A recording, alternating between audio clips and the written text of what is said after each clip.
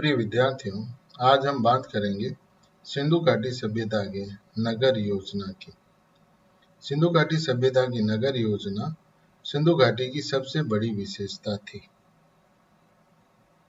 हड़प्पन संस्कृति और नगरी संस्कृति एक दूसरे के पर्याय थे। इस काल में अनेक नगरों का उदय हुआ। नगर उद्योग तथा व्यापार के केंद्र थे। नगर प्रशासनिक कार्य संपादित करने के केंद्र हुआ करते थे। नगर कांस्ययुगीन नगर व्यवस्था के भाग थे। यद्यपि इस समय धातु का प्रयोग प्रारंभ किया जा चुका था, लेकिन फिर भी पत्थर का प्रयोग व्यवहार और औजार निर्माण में प्राय रूप से किया जा रहा है। इसलिए इस सभ्यता को हम धातु प्रस्तर युगीन सभ्यता के रूप में भी देखते हैं। इस सभ्यता के सभी स्थल नगर नहीं है, बल्कि अनेक बड़े ग्राम व कस्बे भी हमें इस सभ्यता में देखने को मिलते हैं। इस सभ्यता के निवासियों में भवन निर्माण एवं नगर निर्माण की एक विशिष्ट योजना विद्यमान थी। इनके निर्माण में उपयोग होने और सुरुचि होने का दोनों ही बातों का ध्यान रखा गया है।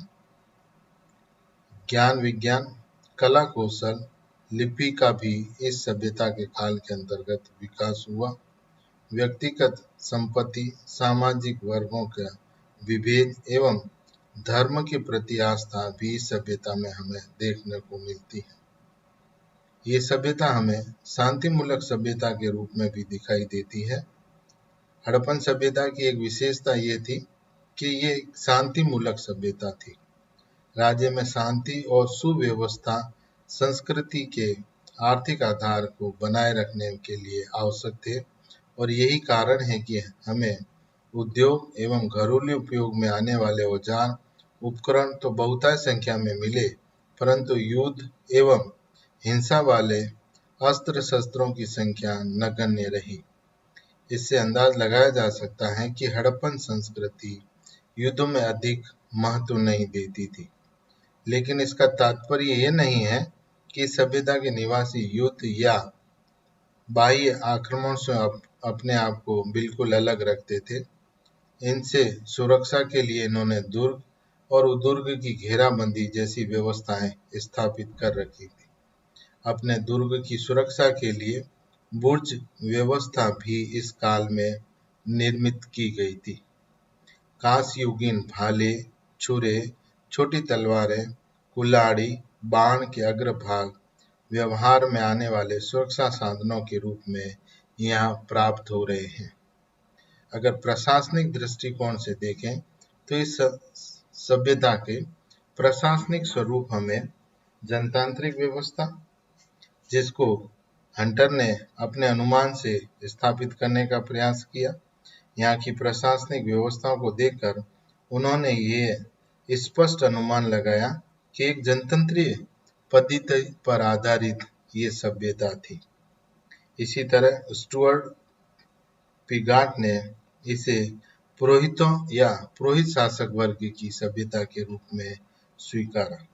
दोनों राज्यों या दो राज्यों की अलग अलग अवस्थाओं को देखकर उन्होंने ये स्पष्ट किया। यहाँ पर नागरिक परिषद या नागरिक परिषद जैसी संरचना विद्यमान थी। यहाँ की सुप्रबंधन और नगर नियोजन इस बात की ओर स्पष्ट संकेत प्रदान करते हैं। लेकिन इन सब के बाद अगर हम विश्लेषण करें तो ये स्पष्ट हो जाता है कि सभ्यता में सत्ता का विकेंद्रीकरण किया गया था। सत्ता केंद्रीकृत नहीं थी और सामान्य रूप से सत्ता या राज्य अधिकार जनता तक विकेंद्रीकृत थे। अब इस सभ्यता के नगर की प्रमुख बातों की बात या चर्चा करें तो नगर दो स्तरीय भागों में बने होते थे। पहला भाग होता था गढ़ी के रूप में, जो छोटे या ऊंचे चबूतरे पे बनाया जाता था, जिसे हम दुर्ग की संज्ञा दे सकते हैं। दूसरा निचला भाग होता था जहाँ प्राय आम समुदाय निवास करता था, जिसे हम शहर का नाम दे सकते हैं। सिंधु घाटी सभ्यता में निर्माण के लिए जिस प्रकार की ईंटें प्रयोग में ली जाती थी, वो निश्चितः एक अनुपात में हुआ करती थी और इनकी लंबाई चौड़ाई 4:2:1 में हमें प्राय देखने को प्राप्त होती है। दुर्ग निर्मित करते समय उसकी सुरक्षा और उसमें खाद्य भंडार की महत्वपूर्ण व्यवस्थाएं की जाती थी। इन सभी व्यवस्थाओं के साथ साथ दुर्ग में धर्म या धार्मिक कार्य संपादित करने के लिए भवन भी बनाए जाते थे। निचले भाग में निवास करने वाले निवासियों के लिए एक अनूठी व्यवस्था इस नगर योजना में हमें देखने को मिलती है। सबसे पहले अगर हम बात करें सड़कों की, तो यहाँ की सड़कें एक दूसरे को समकोण पर काटती थी। मोहनजोदड़ो का मुख्य मार्ग हमें 9.14 मीटर चौड़ा प्राप्त हुआ है। गलियां 3 मीटर तक चौड़ी हैं। इस तरह सड़क प्रबंधन आधुनिक नगर परिषद या नगर निगम निकायों की से भी सुदृढ़ व्यवस्था के रूप में हमें इस सभ्यता में देखने को मिलता है। जल और नाली प्रबंधन भी यहाँ के श्रेष्ठ हुआ करते थे। हर सड़क के साथ एक समानांतर नाली बनाई जाती थी, जो प्राय ढकी हुआ करती थी और उस नाली में गर्त का निर्माण किया जाता था ताकि वो हमेशा सुचारू रूप से जल प्रवाह कर सके। इसी तरह भवन निर्माण में आधुनिक वास्तुकला के समानांतर व्यवस्थाओं को ध्यान में रखा जाता था। भवन के अधिकांशतः दरवाजे और खिड़कियां अंदर की ओर गली में खुला करते थे, वो मुख्य रोड पर या सड़क पर नहीं खुलते थे। इसके अलावा अगर हम बात करें तो यहाँ की व्यवस्थाएं सुव्यवस्थित या सुसंस्कृत व्यवस्थाएं थी। अगर हम एक एक करके उनकी विशेषताओं की बात करें तो इस प्रकार से दिखाई देती हैं। सड़कें एक दूसरे को समकोण पे काटती हैं। ग्रिड या जालीनुमा व्यवस्था यहाँ पर दिखाई पड़ती है। जल निकासी का श्रेष्ठ प्रबंधन इस सभ्यता में किया गया है। ऐसा जान पड़ता है कि पहले नालियां निर्मित की गईं और उसके बाद सड़कें और अगल बगल के मकानों का निर्माण किया गया। नालियों ईंटों तथा पत्थर से ढकी होती थी, जिनके निर्माण में मुख्यतः ईंटों और मोटार का प्रयोग किया जाता था। कुछ जगह चूने और जिप्सम का लेप करके नाली के आंतरिक भाग को चिकना बनाया जाता था। सिंधु सभ्यता के दरवाजे और खिड़कियां सड़क पर नहीं खुलकर अंदर की ओर खुला करते थे। मकान में स्नानागार प्रमुखतः गली अथवा सड़क के नजदीक बनाया जाता था। ये चित्र में आपको सिंधु मोहनजोदड़ो से प्राप्त होने वाला स्नानागार दिखाई दे रहा है। अगर इस स्नानागार की बात करें तो ये 11.88 मीटर अर्थात 39 फीट लंबा, 7.01 मीटर चौड़ा, 23 फीट जिसका लगभग भाग हो सकता है और 2.43 मीटर गहरा अर्थात 8 फीट गहरा था। संभवतः ये स्नानागार का प्रयोग अनुष्ठानिक कार्य संपादित करने के लिए किया जाता था।